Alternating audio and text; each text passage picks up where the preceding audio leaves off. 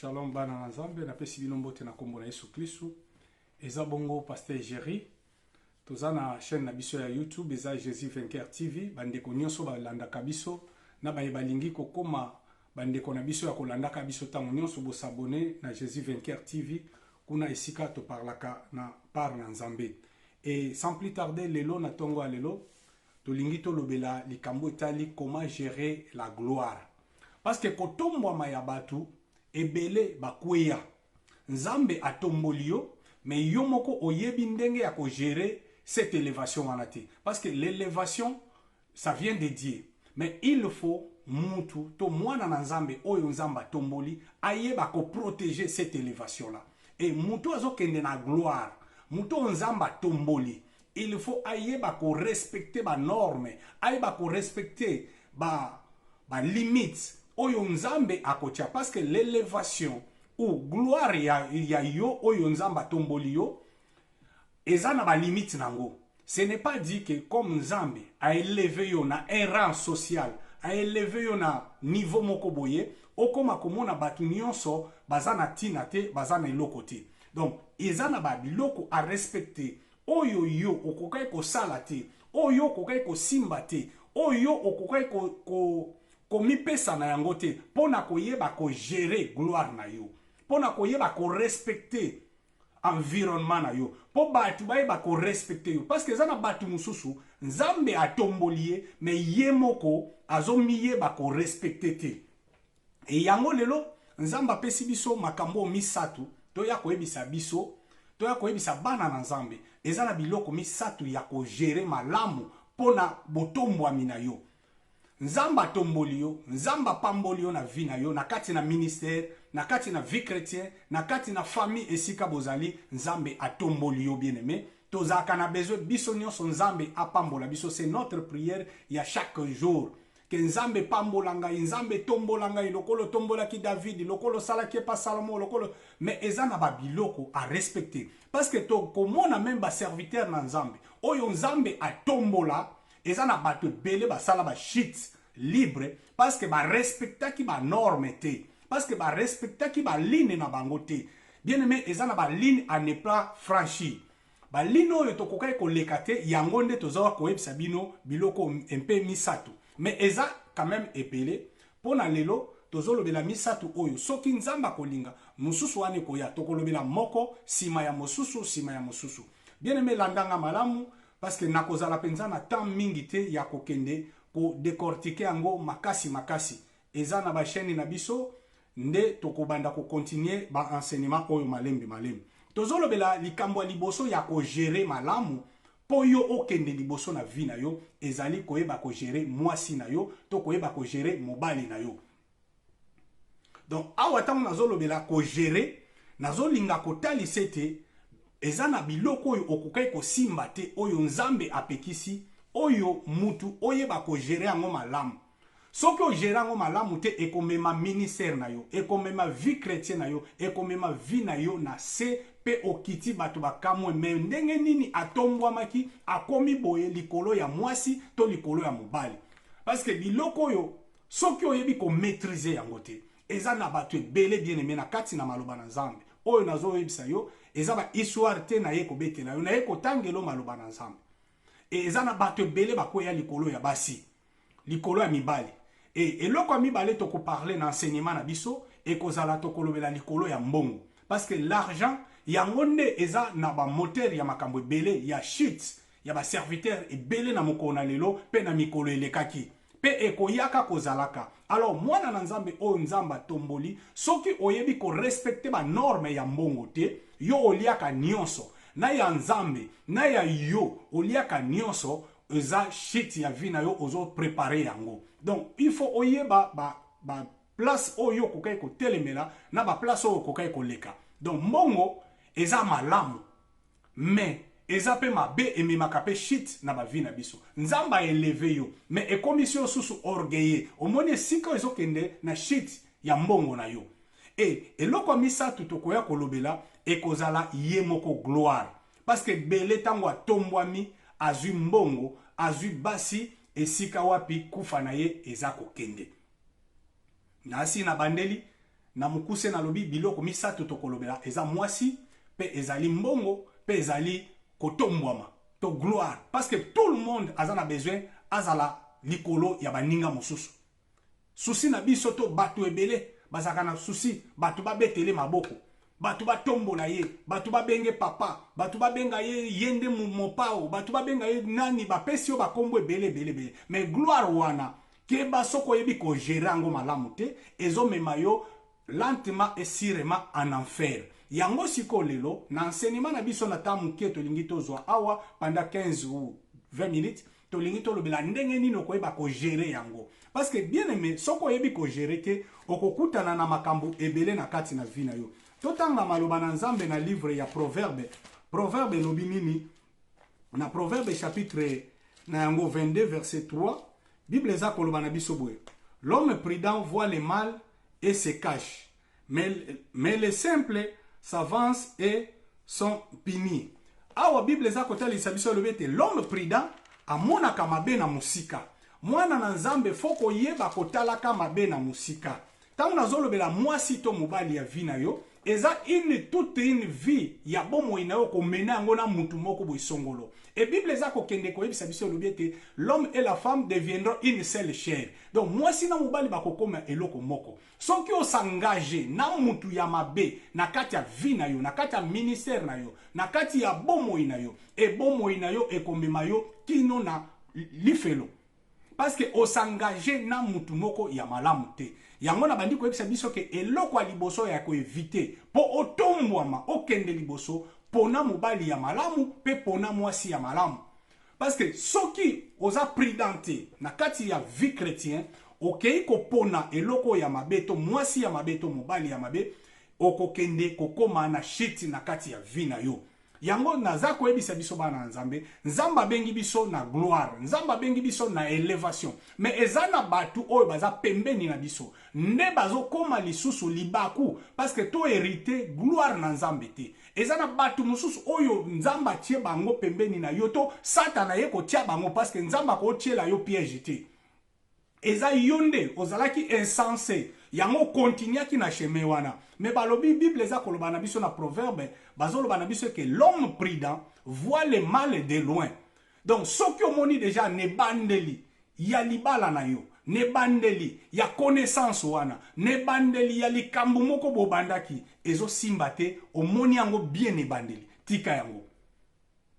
Tika yango parce que Nzamba zo mema yo na élévation. Mais yo moni mutu parce que Israël pe et kotisaki bango na ba erreur epele na kati na désert. Tango Israël azako bima ezalaki na ba ramasi oyo ba bimaki na Israël pona kokende na Kana elongo na Israël. Mais ba ramasi wana ba memaki pe bane ebele ya Israël na buzoba ebele. Parce que bango vraiment bazalaki na position ya koyoka Nzambe te. Malgré Israël ezaki peuple ya Nzambe, malgré yo Nzamba bengi yo élévation, yo Nzamba lobela yo na bandoto, Nzamba lobela yo na nzela na basali na Nzambe. Mais okei kolinga mobali moko aza mupagano, okei kolinga mwasi moko ayebi Nzambe te, okei kolinga okei kosangana na batu oyo bayebi Nzambe te ndo komisa bango baninga na yo. Ozomone te place ezo salete makambo Nzamba loba pona vi na yo ekokisama te. Shalom bana na Nzamba. Nzamba loba makambo ya malamu. Bible eza koloba biso na mukanda na Jérémie. Nzamba zo biso j'ai des projets contre vous. Des projets de paix, non des projets de malheur. Et j'ai préparé un avenir avec l'espérance. Donc Nzamba bongi c'est la biso makambo ya kitoko na kati na ba vi na biso. Mais eloko ezo empêcher to mona gloire na Nzambe. Eloko ezo empêcher biso poto simba oyo Nzamba loba eza batu mususu oyo biso to memi na kati na ba vi na biso. Baza vraiment te oyo Nzambe apesi biso to tambola na bango. Baza vraiment te batu oyo okokai kokangama na bango. Eza na baninga mususu oyo il faut séparer na bango po omona gloire na kati na vi na yo. Eza na batu mususu lokolo kangama na ye. Moye gloire emonisama na kati na vi na ezate. Et Bible eza kotalisa biso makambo ebele. Tokoki kozwa exemple susu ya Abraham na Lot. Et Bible eza kolobete tango bozue koma kebele bandeko bakoma ko welana. Esengela ki ba se séparer. Et tango bango ba se séparaki nde Nzambe ayeli susu komoni sama epa ina Abraham. oko se sentir que tango querelle ezali nzambe amonisama te. Tango Abraham na Lot bazoswana nzambe moya monisama epai na Abraham eza te. Mais kende kotanga malamu na kati na maloba na nzambe, Bible lobi tango Abraham na Lot ba se séparer, nzambe aye lisusu kokuta na Lot. Eza na mutu mususu okangamane na vie, eza na mutu mususu ovandane na vie, moye nzambe amonisama epai na yo eza te. Moye gloire na nzambe kite pa na yo ezate. Il faut se séparer na yango. Ezana lisumu moko ekangama na yo na vie. Yango sala kakaka. Yango mona ke makambu na yo pe ekendaka malamu te. Gloire moye ezala manifester ezate. Bien aimé, ces temps ici tozana besoin te ya kobele la gloire na nzambe lokola Moïse abande ko kende kozwango na ngomba. Non, biso tozalaka na yango. To vivaka na gloire na nzambe na kati na bomoi na biso. Mais on manifeste te po na nini? Parce que tozana batu mususu, tozana ba biloko mususu. O ezo salete nzambe moya sala kati na biso ezate. Nzamba ko ya ko sala makuti mabe, akuti mutu moko bo, akuti lisumu akosala te. Et Bible za kotalisa biso l'homme prudent voit le mal de loin. Au moni déjà mabe au salnini au longwe. Na Proverbe chapitre 12 verset nango 4 Bible lo biboy. Une femme vertueuse est la couronne de son mari, mais celle qui fait honte est comme une carie dans ses os. Bible za kolba biso te muto azui mwasi ya mabe. Donc une femme vertueuse, mwasi ya malamu, aza lokola wolo, aza lokola na makambo bele, onzambe azopesa biso, celui qui trouve une femme trouve le bonheur, tozomo na makambo bele bele. Mais oyo azui eloko ya mabe ache pembeni na ye. Oyo azui mubali ya mabe ache pembeni na ye. Soki na vi na yo, obela maladi ya carie dentaire, ndoko yeba, koma carie dentaire esoperaka na kati ya bomo ya mutu. Omona ke lino ezo salopasi, me makolo ezo kokakotambola te. Omona ke linu soki ezo salo pasi nzoto nyonso ezo salam pasi. C'est ça Bible za kotalisa biso ete soki okangami na eloko ya mabe, ozana mutu moko ya mabe pembeni na yo, ministère na yo ekotambola malamu te. Na lingi ko séparer ba couple ya batu te. Ke no pasteur wana zote ya ba mutu yo mwasi na ya zabo ya kabo. Non. Mais nazo ebisa yo kolongola eloko ya mabe za pembeni na yo po gloire na nzambe sa nini et se manifester. Bien aimé, parce que ce qui est longoli yangote, tout le temps que bando kangama kana yango kaka, gloire na nzambe na kati na vina yo, ekotika la ko se manifester. Okomone te batu musu baza pembeno bazo progresser, batu musu bazo kende liboso, mais yo otika la ka sima. Pona nini? Batu ozana bango, et loko kangama na yango, okoka kotika yangote. Et surtout moi si, ce qui ozana moi si ya mabe na vie, bien aimé dans la ministère, soko zana mwasi ya mabe dans le ministère oko kende libosote. Na kati ya vie, même vie quotidienne comme ça, même na ba vie na biso. Soko zana mwasi oyo azo apporter eloko te. Ozana mubali o azo apporter eloko te na kati na vie chrétienne na yo, bien aimé oko kende libosote oko mona gloire na nzambe te. Na kati na Bible za utalisa biso makambo ebele. Bible za utalisa biso exemple ya Job. Na mwasi na ye, bavandi, Job malade, bana bakufi, toyebi histoire malamu, na livre Job chapitre nango 2, je pense verset nango 9, soki tokokai ko kende mwa lombango tina 10.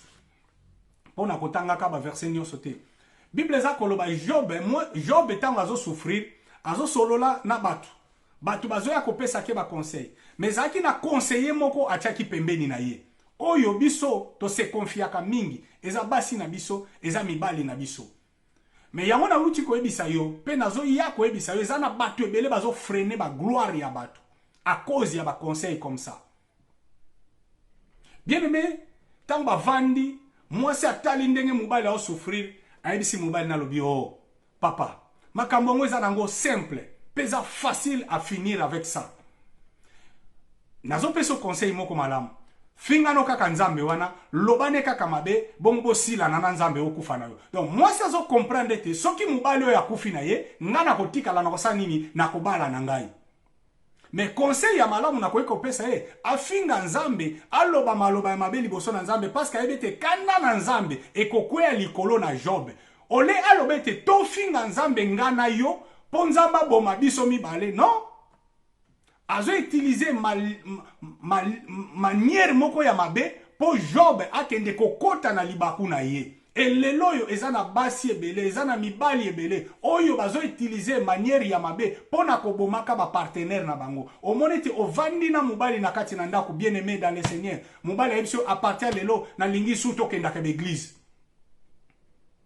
Aza libaku pona élévation ya vie na yo. Na lingi te a partir lelo koni ataka susu na église te. A partir lelo na yoka yo te oke ko sambela même baza na kati na ndako mobali alingi te mwasi asambela. Bien mais nous avons vu des couples comme ça. Mobali alobi na ndako na ngai pas de prière. Pas de pasteur, pas de frère, yo moko pe pas de prière. Ok komi kotisa na enfer. Eh bien, mais ce que moni makambo boye dès le début, il faut yeba ko kima yango parce que gloire na nzambe eza likolo na yo. Oza na étoile na nzambe, mais eza na batu oyo baza pembeni na yo. Eza na batu mususu oyo yo moko bendi pembeni na yo. Nde bazo étouffer gloire wana oyo nzamba chakati na yo moyen manifester ezate. Obanda koloba ba prophétie, obanda ikoteya, obanda ikosakola, ozalaki mosali monene, me bando koma na ba camarade wana, otia bango pembeni na yo, oteya kalisute, osakola kalisute, ba prophétie ya kasute, parce que depo koma na batu ya masumu pembeni na yo. Et bien aimé dans le Seigneur, na ebete biso ba oyo batu ba mona ba prédication na biso za kapli mabe mingi, parce que tolobelaka mingi likambula lisumu. Mais nazo bisa yo bien aimé, moi si oya Job, tant azo bisa Job boye, souci nezalaki ya kufa te mais Job nda kufa. C'est ça komone te ezana ba conseil ebele yaka, yonde mutozo sibir ba malheur wana, mais bato bazo conseiller yo, bazo sa nini, bazo kende malamu. Et Bible za koloba na biso faute de beaucoup de conseillers ebele na ba roi bakota na berere. Yango na vie na yo bien aimé, faut lukaka nzambe nde akonseyaka yo, kolinga ko luka bato ba konseyaka yo mingi te. Kolinga ka conseil ya bato mingi te parce que mutu azo peso conseil a par rapport ya intérêt na ye moko mutu wana. Mutu ko peso conseil par rapport ya intérêt na ye, azo luka nano intérêt na ye mais pas ya yo moko. Et bien aimé tozotala na livre oyo Job azalaki na mwasi na ye. Donc mutu ya malamu akokai ko pesa Job conseil malamu ke kangama na nzambe, zala na nzambe wana osalelaka, nzambe wana osala nini akobikisa yo. Mais mwasi na ye ko pesa conseil alobi non, finga kaka nzambe wana okufa na yo. Est-ce que soki Job akufaki, mwasi wana lingaka bala te? Alingaka bala, alingaka sala vie na ye. Mais mobali azopekisa yo ko sambela te, ko kenda ke église te. Soki yo lelo likambo ekomeli yo na vie na yo. Est-ce que y a kotikala akokangama na nzambe akokangama na nzambe wana te. Bien aimé mutu apekisa yo ko salela nzambe te. Parce que l'élévation na yo evandi na kati na musala na nzambe. Élévation na yo evandi na ko salela nzambe. Tant que biso tozo salela nzambe nde sika makasi na biso ezoya. Tant que biso bana na nzambe sika oto salela nzambe butu moi nde sika makasi na biso ezako ya. Et bien aimé soko ke kotanga na makomi ebele okomona makambo. Soki tolobi to ke kotanga suna mukanda moko na 1 roi chapitre nango 21 verset nango 5. Okomona ezaki na papa moko babenge na kombo ya Akab. Akab azalaki roi na Israël. Mais ezalaki na mwasi na ye oyo azalaki mokonzi na Israël, mwasi na ye Jezabel. Boyebi histoire wana malamu. Et mwasi wana tangu mobali na ye akei azwa bilanga ya ndeko oyo Nabot. Nabot ebisi no bilanga oyo nakotekela yongo te. Roi eko zonga abandiko akomi mal à l'aise alingi kolia te. Mwasi aya tuni alobi o nini ovandi boye. Otala boye tala boye mais c'est toi le roi. Yo mutoza roi lia zala l'aise. Ngamo na o résoudre bamakambo wana. Yo lia zala l'aise. Moi ça zui lettre a commis papa a zui caché à roi Betty. Alobi bazwa bo sala jeune mboka mobimba bozwa mutu wana bo tiena katikati bo tia ba brigami bale ba bomae. Bien aimé to yebi suka nango ndenge kendelaki. Suka ya Akab ndenge akufelaki. Et faute ya ba mauvais conseiller o biso tozana bango pembeni. Yango zo sala ke gloire na nzambe e manifester te na vie na biso. Bien aimé zana bato ebele ba dérouta na ba vie na bango po alanda ba conseil ya mabe. Po ba conseiller yo mabe yango ke ko sala be rere wana lelo na vie. Mais ezana be rere mususu tokokai ko rattraper yango. Mais ça na be rare mususu bien aimé, eza pas si pour rattraper yango. Et surtout oyo tozolobela spirituellement okoki ko rattraper yango parce qu'il y a encore du temps. Tant tozo vivre pour rattraper berere nyonso to salaki spirituellement to zonga liboso na nzambe to poussa na liboso na nzambe. Mais ça na berere musu obiso to sala physiquement. Parce que batu ba pesi au conseil, balobi a mobali wana azalaka boye, mais yo moko omoni eloko moko te ya mabe. Mais otika eko tika yango. Et lobi nango okoya ko risquer o comprendre que mobali ya vinanga ezalaki mutu boye. Et pona ba mauvais conseiller, oyo yo tie pembeni na yo, mobali ya mabe, mwasi ya mabe, ba mauvais conseiller bien aimé na kati na ba ministère, na kati na ba foyer, bazo panza ba foyer ebele. Yo mwasi ya libala, oza na ba conseiller, o baza ba célibataire. Et surtout na ba mboka na biso o tozali. Yo marié, ok kozwa ba conseiller ya ba femme seule.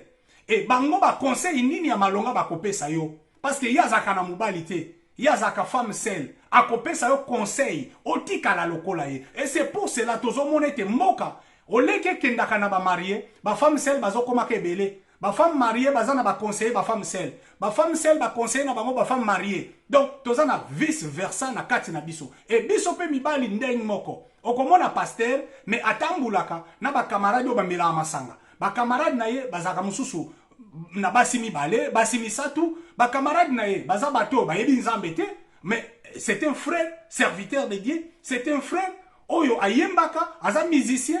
Mais yé aza musicien chrétien, mais ba camarade nae baza ba musicien païen. Donc ozo comprendre que tozo kende na monde en envers. Yango zo monete gloire na nzambe. Oko risque, o comprendre makambo lokola batu musu ba comprendre kango. Bazo lobete ba pagano bazo pambolama, mais ba chrétien bazo pambolama te.